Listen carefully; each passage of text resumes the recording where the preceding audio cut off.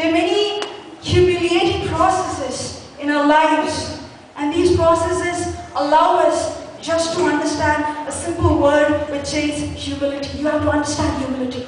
You have to go through the process of humiliation.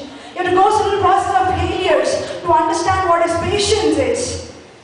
You have to face the consequences of your rash behavior, and you say, God, had I just practiced self-control, and you say, had I just put a seal on my lips, had I just not opened my mouth and I can't get my mouth shut, had I just listened to my parents. It often happens to all youngsters. Even me, it happens.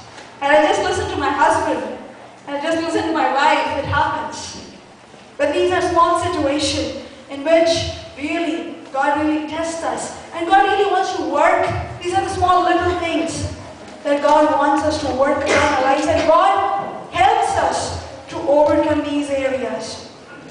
And above all, in these situations, I would say, my dear friends, uncles and aunties, take joy in learning the little things that God is teaching you. Amen. Amen? Yes. The little things that God wants you to learn and be faithful in those areas.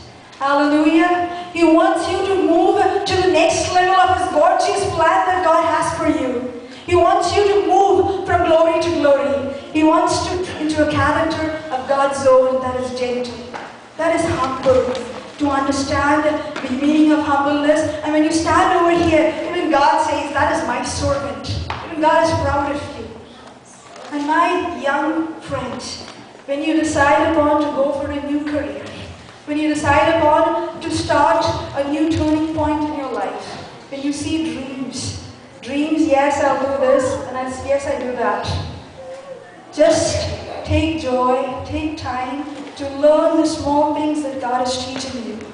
Because these are the small things that enable you to face the big challenges that will come in your life. Amen. These are the small things that help you to survive when you face the odds in life. When you face an impossible situation and you don't know what to do. Please. And these are the small things which become your principles, which guide you forever and ever, whenever, whatever time period you live on earth. These are the small principles that God is really going to teach you, and these will guide you forever in life. And at last, just the verse which says, he who is faithful in little things shall be made master over many.